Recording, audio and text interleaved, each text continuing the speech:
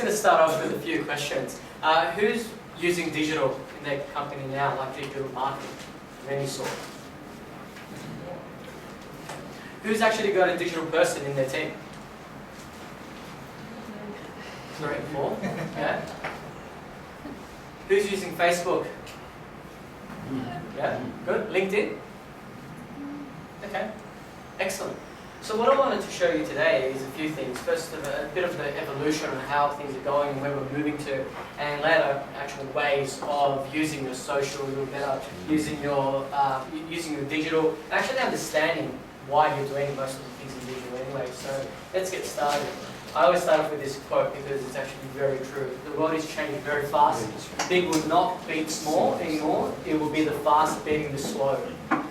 Okay, so across what Alex said, innovation, disruption, etc. This is all part of every industry. It's not just manufacturing, it's every single industry you can think of will be disrupted in the next year, or it's happening already and people don't know it yet. Does anyone remember the kid? The car? Yeah, used to love this. I used to want Trans Am too. How about this from Total Recall? The taxi. Remember that? Well, these things are happening. You think Uber is cool now? It's going to get disrupted by self-driving cars. You're going to be picked up by not drivers, just their cars. Right? So think about how this is going to change Uber itself. Now, ranked one of the biggest companies in the world.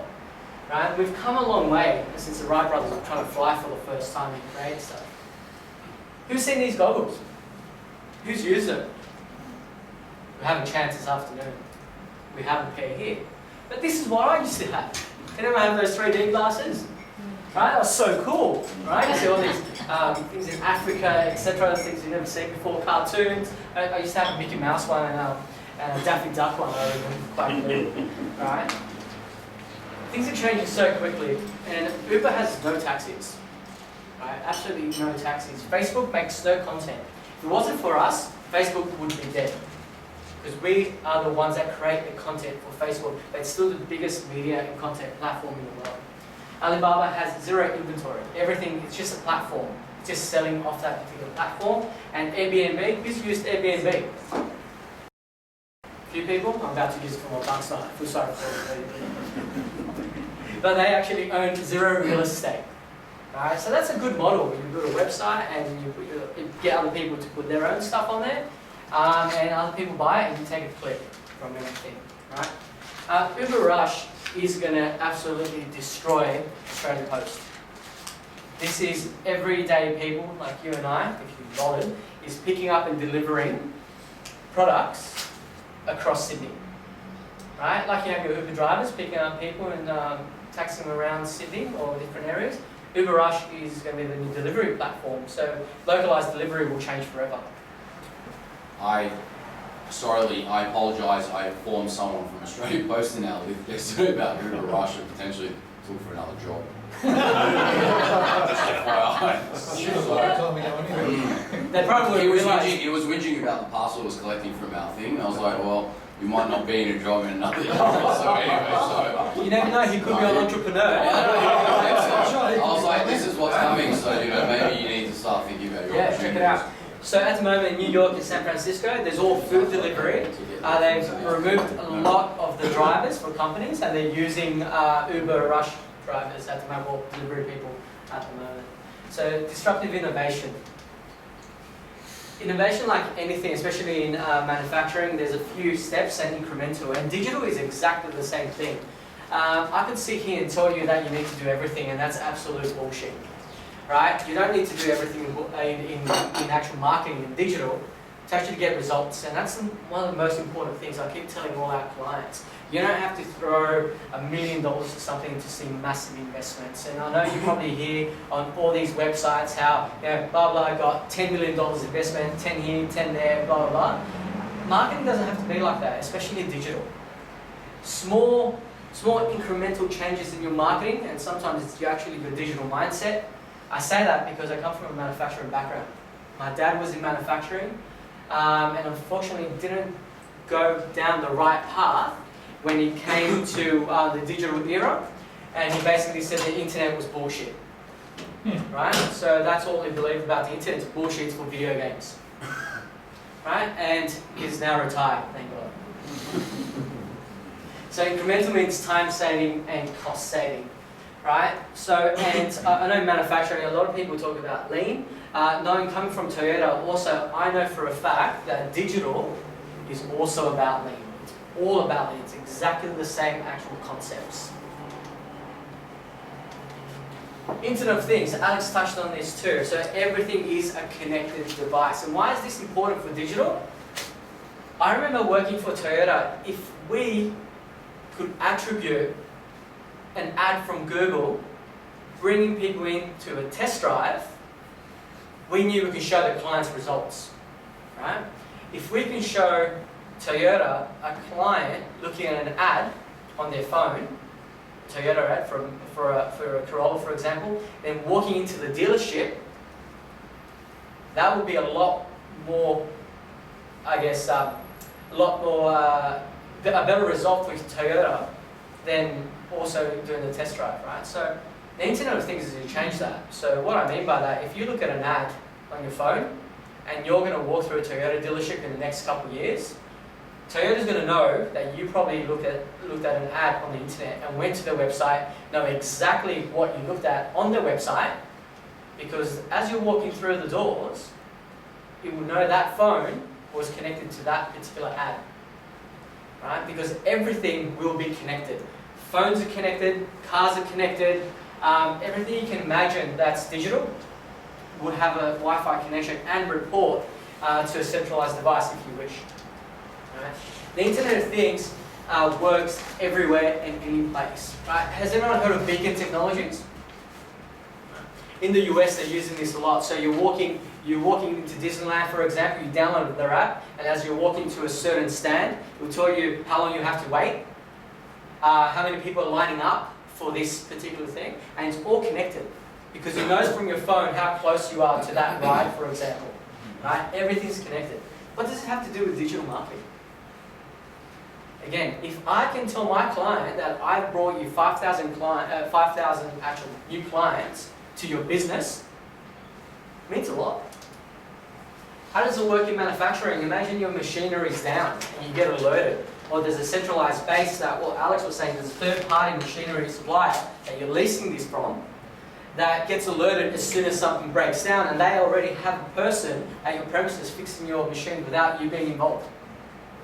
Right? All you do is giving them access. Right? It's going to change a lot of things, and all the third-party providers, third-party logistic providers, are also feeding back in. They know when it comes to this stage that they're already being called, ready for a delivery. Right? That's why the Internet of Things is so important. Yes, it's a bit of one of those buzzwords at the moment, but it's going to be very important for everyone's businesses very soon. Social media. I asked the question before, who's using social media and what levels? Right? Social media, a lot of people think it's just for stalking your ex-girlfriends or boyfriends, right? But and I always say this to see how ugly the kids are now. But at the same time, it's very important as manufacturers because you have two sides. You can have B2B clients and you can have B2C. Road's a good example of literally taking on the B2C part and creating an Instagram following, a massive Instagram following of 71,000 people. Right? Who's doing B2C? Yeah? B2C, B2B? As everyone else is B2B? Okay. So think about, maybe Instagram won't be your perfect market because it's technically 70% women on Instagram. If that's who you're trying to attract, Instagram will be a good channel for you. And again, Road also has a Facebook page with a lot of people on there too. 221,000 people. Yes, they're creative, they're dealing with music and microphones, etc. But at the same time, why do you think they have 2-3 social media managers? It's obviously making money, or they wouldn't have people there running their social media for them if it wasn't working. Right? So think about how Road uses it. Now let's think about less popular items. I like cars, so I look at Unifield, so Australian manufactured product. They post 3-4 times a day, usually. Right? And they just post about their items, and sometimes they post about events that they've gone to, trade shows, etc. And they don't have they actually use the comments really well, the reviews on their website really well, because it's social proof. B2C again. DBA brakes, they're mostly B2B. They actually sell to people, then they put on the brakes for other people. But they know their clients are into cars, so they actually live tweet from different events all the time. So if you go to a race day, I guarantee you see them posting more than any other company at that event. Right? So I said into cars, so I'm watching these pretty carefully. Live broadcasting. Who's heard of Periscope before? Pretty good. Getting better. Getting better. But last time I asked, there was only one person. I think that was me. Who's heard of Meerkat? Yeah? Great. It's just one person. So live broadcasting is an excellent way to show off your business, right? For marketing specifically, or in other sense, talk between your staff members if need be. Right? This is Meerkat, this is Periscope, it's pretty close. And think about on live broadcasting, if you were at an event, you can literally walk around and broadcast the event live. You take away the need for studios, lights, even webinars, to be honest. You watch, as webinars will die, everyone knows what a webinar is. Webinars will start going like that, live broadcasts like this will be taking over. And I guarantee you, if I had it my way, we would have been streaming this event on Periscope at the moment. So you guys can be sitting at the office, hopefully in tune, and watching this presentation live and asking questions too, because you do ask questions in Periscope live. I know Qantas is actually using this sort of technology every day. So when they have a problem with one of the 380s, they use a device to record the problem and the sound, and the guys back at engineering are listening, watching, and they're basically giving them feedback on probably what's wrong from the Rolls Royces. Right? So think about how you can use that in your business. Content. Does everyone understand what content marketing is? Content is everything you get out there. Every post you make, every picture you upload is classed as content. Right? And it's very important to think about content because it could be valuable, relevant, and needs to be consistent. Who has a Facebook page that they update stuff every day to? Not your personal one, business ones usually. Yeah? How's that go? Don't know? We're there because we need to be there, but Yep. I don't think too many of our clients. Yep. Is that Facebook in particular? Facebook? Yeah. Okay. So this is from the US, but the 29.6% of US companies in manufacturing say that content marketing is their number one actual goal, where they're trying to reach, right? Because content gives an opportunity for inbound sales. You're out there all the time, right? People are seeing you. Think about Rode, DBA, Unifilter, etc. People are seeing your stuff. And then all of a sudden people start coming in because they remember you, that you're branding them to them constantly. And this is one of the most important things you need to remember. What you're actually doing is branding. Right? When you're out there on social media, sometimes you think, hey, I can't see every post, it's bringing me $1. But what it actually is doing is branding your product out there. Branding as your brand or yourself too. Sometimes you can be the brand of the company. So you have to boost yourself up as much as possible. So think about how it can work for you. Another thing with content marketing is sales. Bringing people in to buy your products. Right? Lead generation and general engagement. These are the top priorities in 2015 for manufacturers in the US. And let's face it, manufacturers in the US do marketing a lot better than what we do here. Right? They're a little bit more advanced, they're a little bit, not advanced, but they believe the digital revolution a lot quicker, especially on social. They're early adopters of social media, etc. So the metrics for content marketing is actually all about web traffic. It's nice putting stuff on Facebook and Twitter and LinkedIn, etc. But if you're not getting web traffic, it's absolutely useless. What's the point? Right? You're branding your logo all the time, but what makes money for a lot of us is when they're coming back to our website. So think about that when you're doing content marketing on social, anywhere on social, that you're directing people back to your website using call to actions. Right? And you need to mix up your content, right? And it doesn't always have to be your content, right? You can steal content from other people. We call it curating in the business. So you curate 80% of all your content. That's other people's stuff. So think about what your market likes to look at, likes to read, and from there, use that content in your own business. I recommend you don't use your competitors' content, but I guarantee your competitors might have a source that they're stealing their content from. All right, so find out where that source is from and use it for your business. And the other 20% should be your own content, stuff that you create.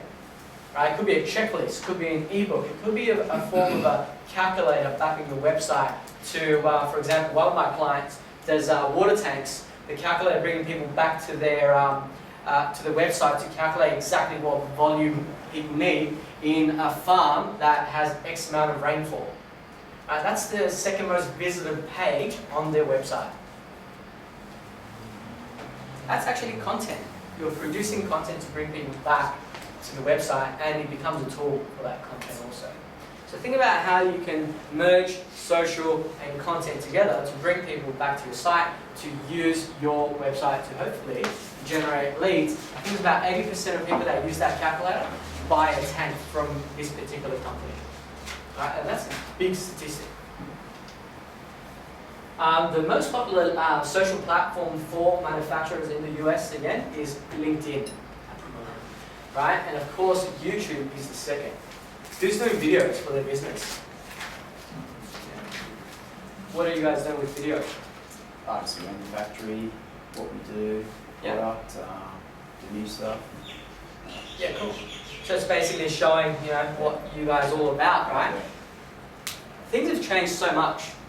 It's not about hiding behind a brand. You're not a Coca-Cola anymore, right? There's no Coca-Colas anymore. Everyone's trying to be as transparent as possible. And video is a great way to showcase basically the manufacturer's floor, right? It's an excellent way to go through the process to show how things are made, right? It's not good actually hiding and expecting that people will just buy for you because you have a good product.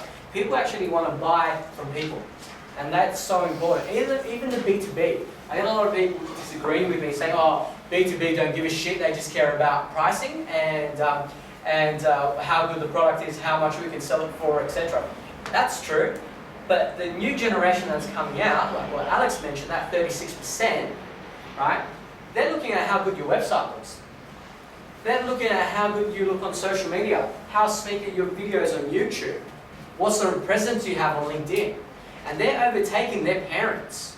So when they're making a new decision, they're not going to choose their dad's mate anymore. They're going to move around to what looks cool. Right? So think about that. When you think everything's cool, we're doing everything okay on social, think about that new generation that's coming through. Because they're looking at social media, they're on social media all the time. Yes? Does that mean that they're really gullible? They have a different way of making decisions. That's all it is. It's not gullible. It's not about Dad had this mate that has been supplying wood to us for the last 40 years, right? As I said, I came from that industry, right, in manufacturing textiles from my dad's side. He was using the same people for 35 years for his textiles, and his younger brother coming into the company, joining the company, he ended up with those same textiles direct from the manufacturer, half the price. My dad was doing that from the start, he would not be in the position he is today. Right? So he couldn't look at Are you asking gullible in terms of like, are you able to bullshit to people kind of thing? Or Well, anything you put up, people will believe? It's very easy to produce spin. Yep. It's very easy Politicians do it to every publish spin. Yeah. And if people are buying based on what the content they're getting from the internet without valid proof, then are we saying that the buying patterns of younger people are far more gullible? I think It's a question, I'm not Yeah, making a no. Yeah. I think what this does, what Phil's touching on as well, is it's effectively allowing a personality to come through, right, in a different That's right. way. So Transparency. it's about It's like if you were to go, I liken it to a date, right? If you're going on a first date, just be yourself. That's what it is. If someone's going to be into what you're doing and what you're about, then yeah. Perhaps I'm a little more old school. You said it's about transparency, but it's not. It's about what you're trying to deliver on the internet that someone's going to see. Yeah. I suppose your first date, who's been really been himself on the first date? Yeah. Not really. Yeah. Oh, I agree with you. I'm a little old school. I like proof. Yeah, that's the thing, right? So when you actually, the newer generation, I'm not sure if you could call them gullible, but they make decisions in a different way. So they'll see some of that transparency, they'll see who's part of the company, they'll see a few videos, they'll think, you know what, if I give this person a call, that person on the other side of that YouTube channel will pick up the phone. That's what they're sort of expecting and thinking about all the time. I think on the other side, that's they still, I think the proof, and then they'll start actually, then they'll do the research. Then they'll do the research themselves. Not stupid. yeah, I think the proof factor comes in. You know, like if you go on a TripAdvisor or something like that, holidays are a good example. Now everyone leaves reviews, right? Okay. So that, I guess that what you're mentioning, the proof aspect of it now. That's the other side. That's right. So you can have a video. People are always going to, they might ask, they might turn around and say, look on LinkedIn and go, oh, who works in this company? Do I know someone who knows someone? Yeah. There will be that proof factor definitely coming through. And now a lot of reviews or testimonials or whatever it is, that's that. This is for the online sort of side of the equation, right? That's the balancing that I'm talking about. Yeah, so if you get customers going, okay, yep, great, like we've used you before and they're leaving and you've put them up on your website, for example, and you've left it there on your Facebook page and the good and the bad, right? Not just all good stuff and from family members and all the rest of it. You get a good disparity of differing comments alongside of, let's say, a video about what you do, your process or whatever, alongside maybe another presence. Then it starts, those kind of like formation blocks, someone's going to make a valued decision, right? They might call you out for a quote or whatever it might be, and then if the person's on time and they say they're going to be where they're going to be, it's that continually proofing all the way through the process. Well, that's exactly the way Airbnb has grown. Yeah, that's right. Airbnb's like you. And it's all based on social referrals. proving. Yeah. There's And the you other turn side up too. and I've written a whole book on the area That's and exactly right. tell you where to Yeah. go and what the Yeah. best restaurants Yeah. are, and then you leave a review. And Yeah. If I you're was in putting- Europe this year and it was like, I tried Airbnb for the first time there. I was very hesitant because I'm like, oh, what's it going to be like, etc. I read through, like to your point, I'm quite like particular. So I was like, I read through the reviews and then I was like, okay, eventually you got to put your toes in the water, so to speak. And I was like, did it. The place is fantastic. It was like, 2-story villa, all the rest of it. It was exactly what it said it was. The reviews were pretty much spot on. So people start to get those reviews. I think once upon a time, people were like, oh, whatever. Eateries, restaurants and stuff like that, do I believe it? Now it's really, it's a foundational. Yeah. I went, like, my missus, for example, won't go to a restaurant without reading, like, a ton of reviews. It kills my life. But, I just like, you project manage this and I'll go to, wherever. And 9 times out of 10, it works. it's a new now. experience and it's That's right. And I don't have to do anything, I just have to drive there, so. Where's the good food guide? Yes. I think if you're And posting yellow something, pages. if you're putting something out there that is Right, okay. Yes. not true, and you're saying people are gullible and you expect them to believe it, No. if it's not Yeah. true, it's going to come back That's twice sure. as fast as it ever done. And that's why I challenged the Yeah. question, say, Yeah. where's the proof statement to go with Yeah. what you're delivering? Because the customer or the consumer's got much more opportunities to come back at the business and Yes. post it all over the place. That's right. It's improved things 100%. I agree. I have an e-commerce site that sells iPhone cases, for example, and I've got a pretty active Facebook page on that. So what happened? I went on holidays for a week. I'm not sure why you ever go on holidays when you're in your own business, but of course everything falls over. But a delivery was a little bit late for one lady, and she was quick to jump on after a couple of days after ordering to complain, right, on my Facebook page. Which is okay. I didn't get to it straight away. Unfortunately, I was in a totally different time zone. I was trying to sleep a little bit. And what actually happened, by the time I got onto the page and noticed the page, I had 3 other clients I've never met in my life that responded saying, oh, you know what, they normally take a day and a half maximum, but something must have happened to your parcel, right? And they blamed Australian Post on my behalf. Right? So this is a true story. So it's amazing how I didn't have to do the customer support. I went back and said, hey, sorry, almost missed this, and just responded, yes, Australian Post, missed your order, which is, that's what happened, they lost the order. Right? Apparently there was a thing on fire in Perth somewhere. Can I just make one point, which is I feel that a lot of this is audience dependent. And Yeah. for instance, this gentleman here is in B2B. He's talking, selling IT stuff to medium enterprise. I would look at this as a toolbox, and I would say for him, you don't need Facebook.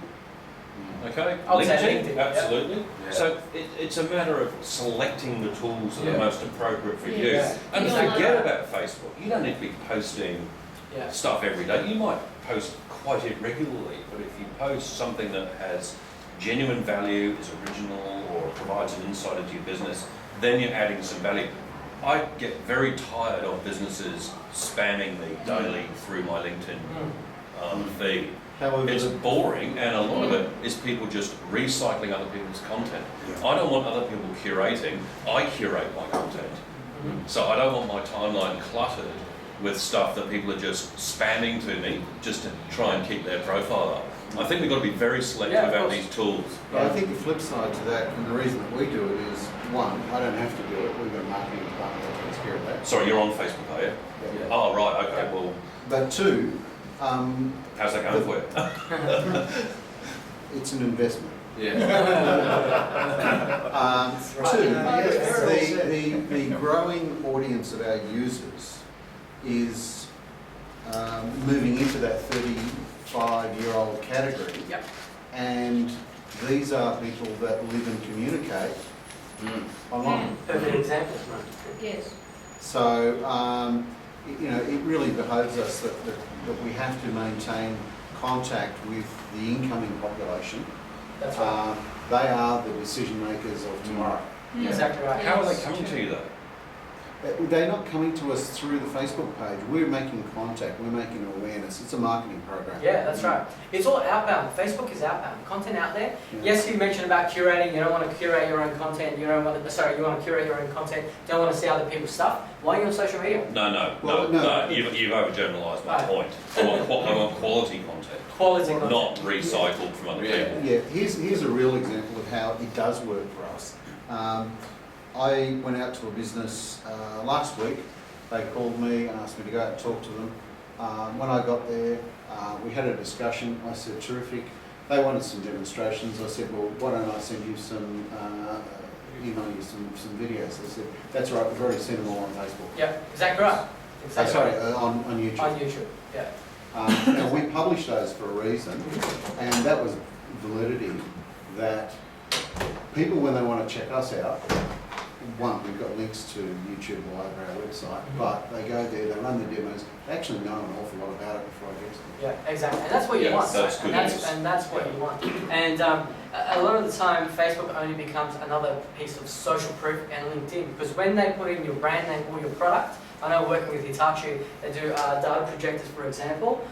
People put in the product name, and the most important thing for them, and that was B2B, they didn't sell direct, they have distributors, that all their products had videos coming up on and things on Facebook, and case studies on LinkedIn, etc. That's what comes up, because a lot of the time those social media sites actually rank a lot better than your website, which is scary too, especially for your products. Just to wrap that up, one thing to support my colleague here is, I think you've got to be quite selective. And there are many automation tools. LinkedIn is a great example of having a whole bunch of tools to, and I get them on a daily basis, and it's flip. Yeah.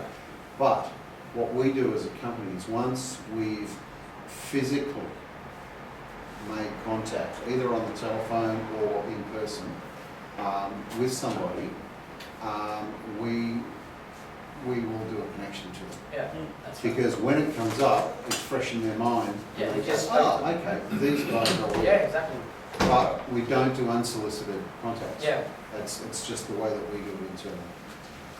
And Means it's a little bit more work because it's all done. It's manual, but that's okay too, right? Because it's worth it for you. And when that person that you're connected to changes company, that's a new possible client for you too, right? When they change company. So it That's the becomes reason we actually do it. because Exactly right. People move around a lot. exactly. So on LinkedIn, do you guys use Pulse on LinkedIn? Actually publish on like on your own account, right? You publish your own content. No. we Yeah? go through. Okay, so this actually works really well. I'm giving the Richard Branson example because he has so many people, etc. But he posts 6 times a day. Why does Richard Branson need to post 6 times a day? Yeah, he pushes the entrepreneurial envelope a lot, and it does help brand his companies. But at the same time, think about it, there's a lot of content out there already, and that's where you get your chance to be yourself sometimes too, away from your website. You can give opinion pieces, things that are happening in the world, and you can put your 2 cents to it. This is what I do on LinkedIn every single morning on about my second coffee, right? So in the first 3 minutes, I check who's looked at my profile, right? See if there's any value in that person, whoever's looked at my profile, and see if it's worth connecting to, right? This probably goes against everything you guys talk about. No, If I that's see, being selective. yeah, I'm being selective, right? I say, is this person going to spam me as soon as I connect to them, right? So I spend 3 minutes looking at these other profiles, and after that, I go in and start looking at my actual LinkedIn feed to see if anyone else has shared anything decent that I automate to get sent out already, or I share it on the spot, right? So it's actually a good little tactic, and most of my LinkedIn profiles, my LinkedIn profile grows by about 20% every month. Right, so think about this little tactic. It's 5 minutes a day. And this is good for the sales team internally or the social media team, etc. Works really well. We have competition in the office who could be highest ranked in our company, by the way. And so far it's a CEO and then me. Your turn. So automation, let's talk about automation.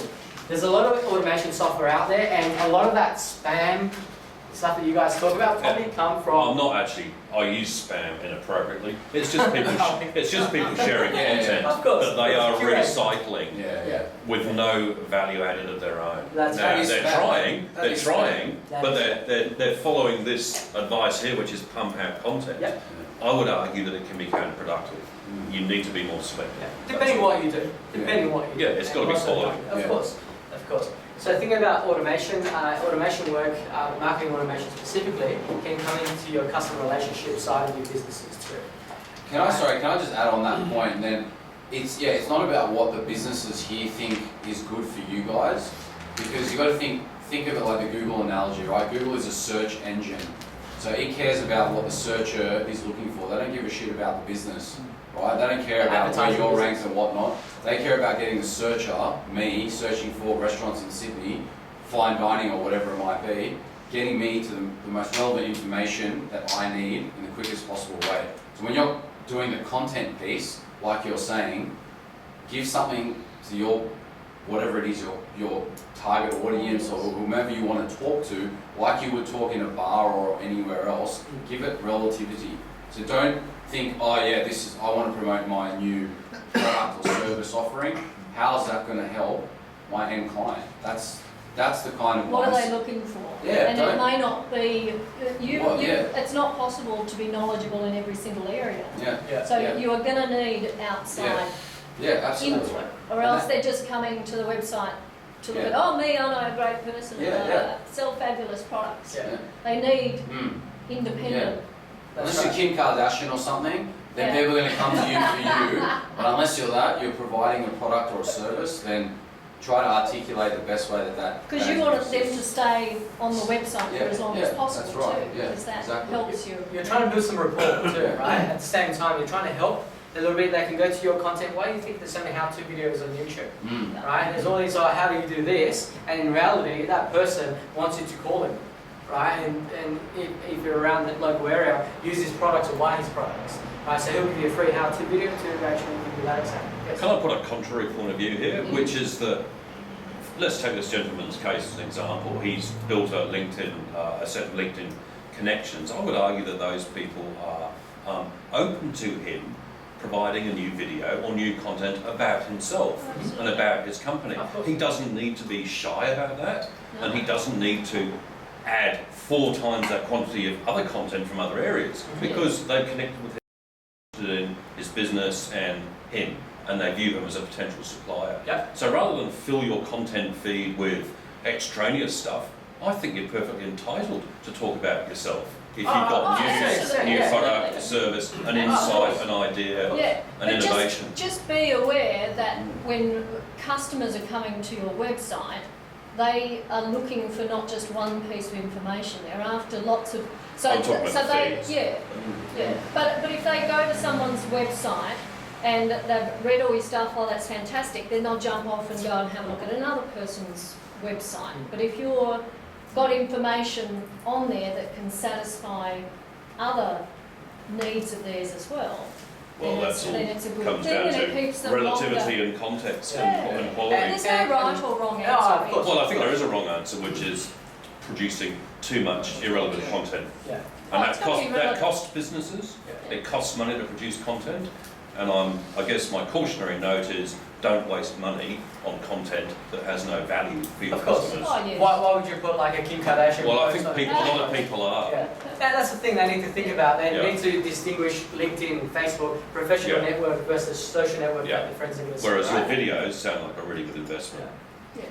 So there's a lot of marketing automation software out there that can help you, and from people going to your social media profile back to your website and actually seeing where they came from and what sort of emails you can send them, take them down a certain path, right? So one thing you'll find out if they're B2B or B2C clients, you quickly find out there is almost a perfect path that people take when they're researching your company.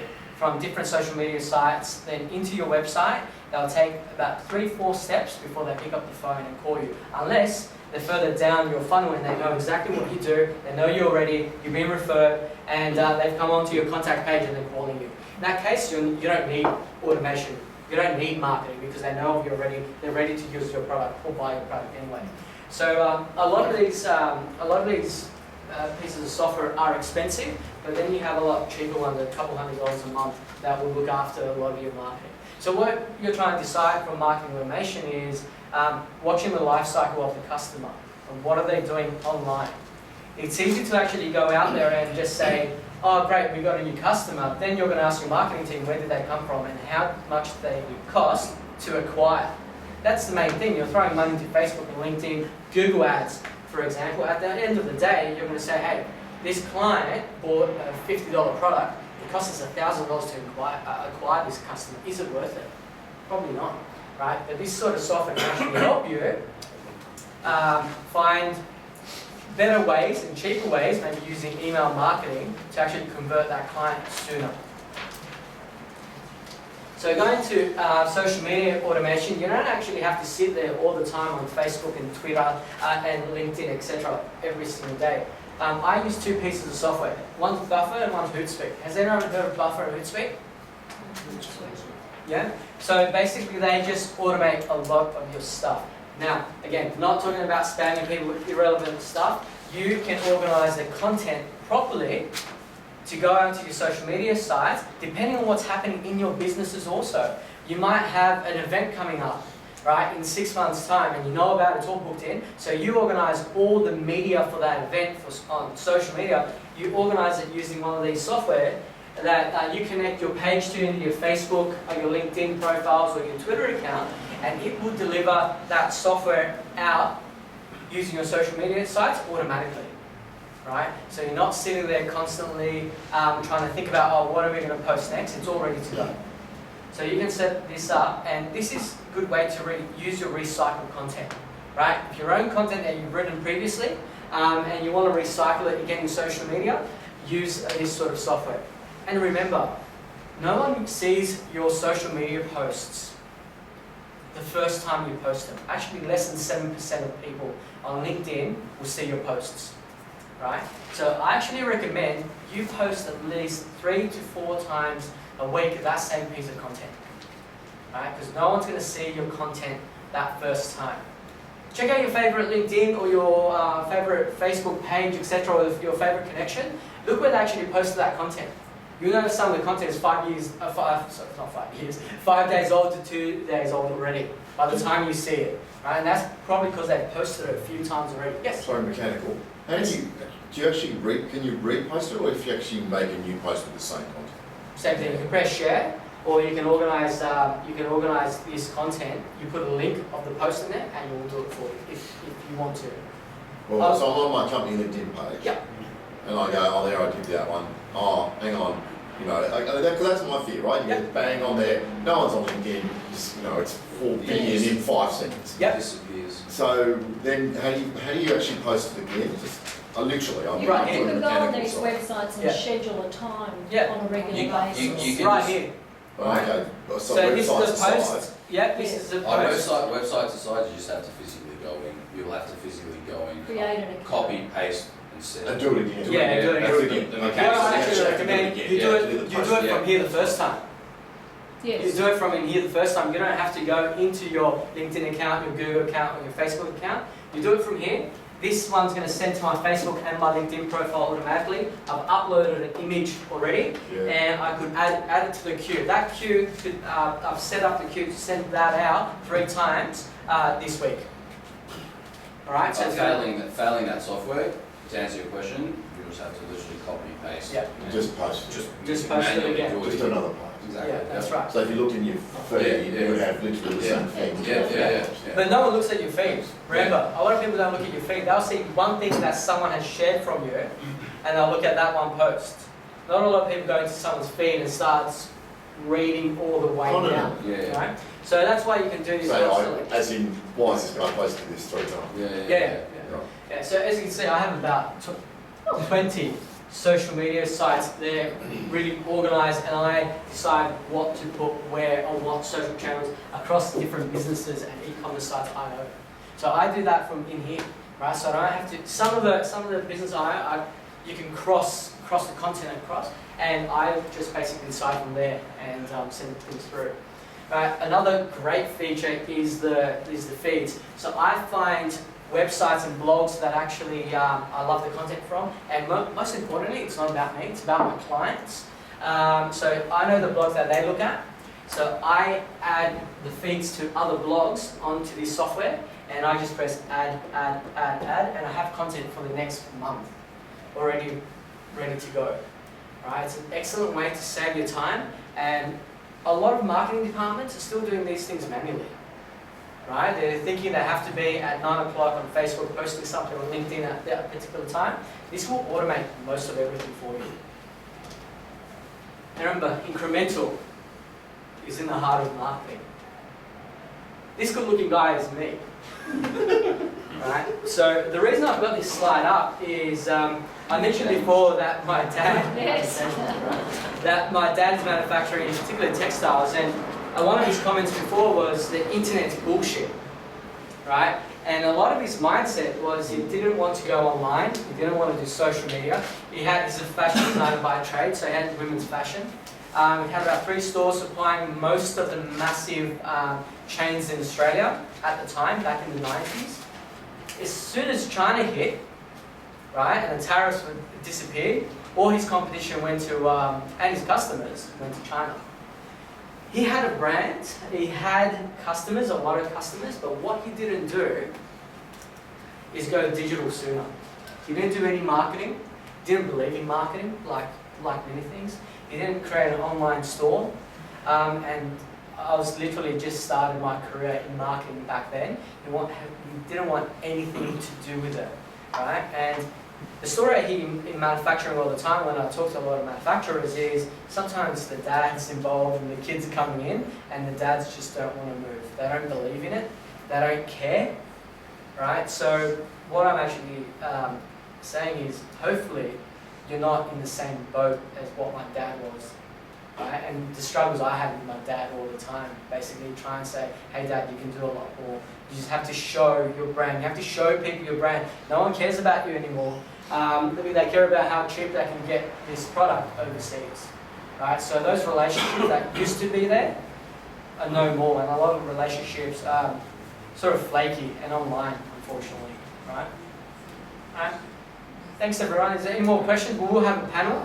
So I expected more questions later, so we'll go from there. There's one site that I don't know if you're aware of called similarweb.com. If you've got a website that's attracting a bit of traffic, it will give you free where all that traffic's coming from, and you can analyse any of your competitors as well on it. It will tell you the amount of time people spend on your site, the bounce rates, the sources of them, both from various social media or whatever, where they're coming from geographically and internationally. It's quite interesting when you're trying to measure your effectiveness of the site. So you just enter a URL and it will generate the analytics of it. Wow. Yeah. It's guesstimated analytics using a few sources like Alexa, Yeah. Google, etc. But you can see what the competition's doing. And I guess for everyone in this room, if you're not already, use Google Analytics to tell you exactly what the pulse is online of your businesses. So I spent a lot of last year as a strategic consultant to carsales.com. And if you look at what their website does, pull it up, and then look at Drive, you see massive differences in the way the audience, and that's why they've got 90% of the market. It's very interesting analytics. Thanks, everyone.